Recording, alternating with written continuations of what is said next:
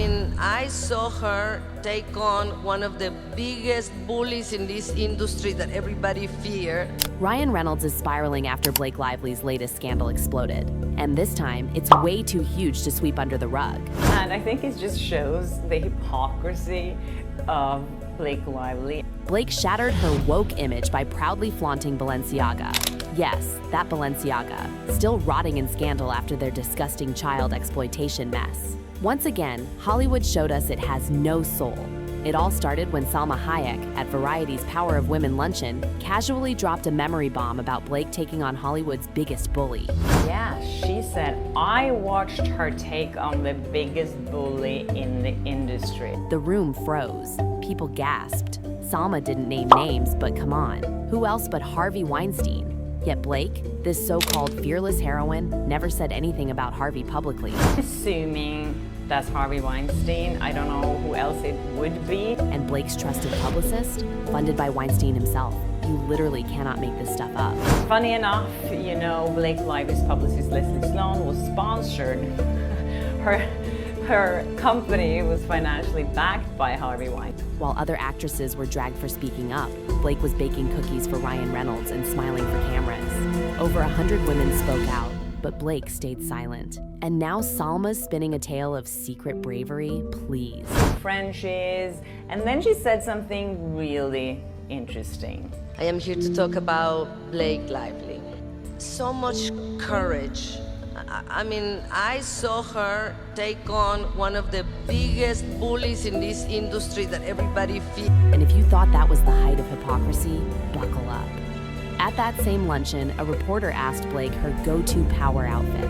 Fair question, right? But was that Blake Lively was asked by a reporter what her go-to power outfit is. And she snapped at the reporter asking her or him, I don't know, I've actually never found that clip. But Blake wasn't having it. She snapped, would you ask a man that? Dusting off the tired sexism card like she just discovered feminism yesterday. And she snapped back and said, would you ask a man about that? Have we heard it before? Yes, we have. Even Access Hollywood, the outlet that handles celebrities with kid gloves, called her out. If Access Hollywood roasts you, you really messed up. As you know, she asked me, she did the same thing to me. But anyways, I love that Access Hollywood actually talked about it here and said, you know, that's just unreasonable of her. They were criticizing her for it, which I was like, oh. Honestly, what else were they supposed to ask her? Her acting skills from The Shallows? Please.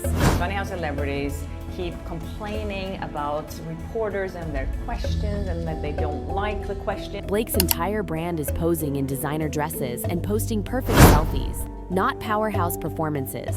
And she could have been like, okay, well, this is... Like, you have to remember how you represent yourself. So sometimes she's very heavy on fashion, so that's what people will think about. Even more than her roles. If you think about it, what's the last role she's been in? Yeah. Okay, so I'm gonna talk about your fashion. All right. She preaches women's empowerment until a woman with a microphone dares to ask about fashion. Then empowerment suddenly stops where her ego begins. She seems like kind of a jerk. Wow, she's like kind of a bully. She's rather mean. Blake expects us to believe she's some feminist warrior. She stayed silent when it mattered most. She's Hollywood's favorite. Pretty, silent when needed, loud when it's trendy.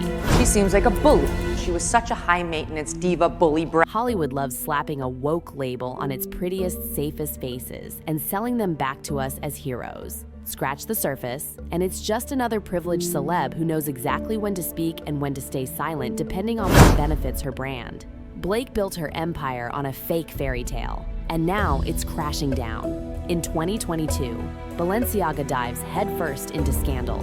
Forward to 2022, there's a big scandal. Balenciaga is promoting this horrific marketing campaign that everyone is like, what the F are they thinking? They released an ad campaign featuring children holding BDSM teddy bears and slipped court documents about child abuse into the background. It was with children, with teddy bears, it was just like outrageous. Normal people were horrified. Even Kim Kardashian, who'll do anything for a brand, managed to mumble, "This is disgusting." Awful. Some celebrities came out and talked about it. One of them was Kim Kardashian, and she said that, as a mother of 4, I've been shaken by the disturbing images. It's the opening that I think is most revealing. I've been quiet for the past few days. If even Kim said something, surely Blake would too, right? Wrong. Blake Lively didn't come out and say anything, even though she has proclaimed how important it is to protect children. But as the person who sent this to me reminded me of, Salma Hayek's husband is Francois-Henri Pinault.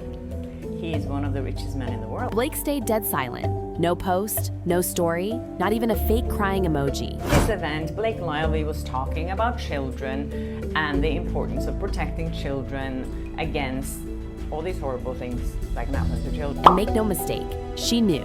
Everyone in Hollywood knew. But when your besties include people who own Balenciaga, silence becomes a survival skill. But as the person who sent this to me reminded me of, Salma Hayek's husband is Francois-Henri Pinault. He is one of the richest men in the world, I think. And guess what he owns, amongst a lot of other luxury brands? Balenciaga. You'd think after that nightmare, Blake would stay away from the brand. Nope. Fast forward to the 2024 Super Bowl, America's biggest event. Made the allegation, you can't fight me back or sue me back. I mean, it seems like that's what she's implying. And there she was, Blake Lively, front and center, wearing a blinding red Balenciaga tracksuit, next to Taylor Swift, soaking up every flashbulb. So of course, Blake Lively didn't stand up against this when it happened. But what she did do was, about a year later, she was wearing Balenciaga with Taylor Swift.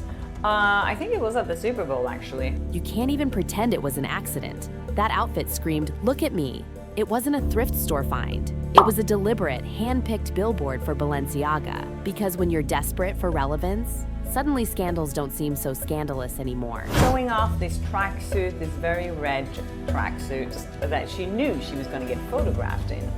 And I think it just shows the hypocrisy of Blake Lively. Balenciaga's brand tanked 23% after the 2022 outrage. Millions lost. Stockholders panicked, but Blake helped distract us all, parading around like none of it mattered. Because for Blake, child advocacy matters until it threatens a Vogue cover. This is the real Blake Lively, the curated Instagram queen, the fake woke speaker, the woman who screams about protecting kids when it's trendy, and when it's not, silence.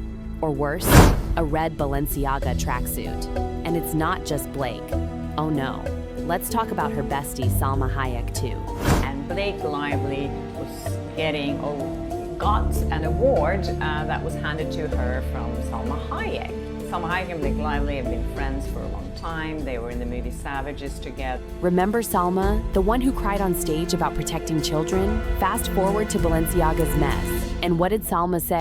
Nothing. Absolute deafening silence. Because when your husband's empire owns the brand, suddenly those passionate speeches don't seem so urgent anymore. This person is not an honest broker.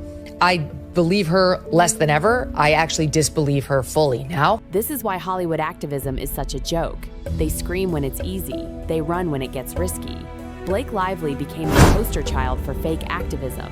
She doesn't care about kids.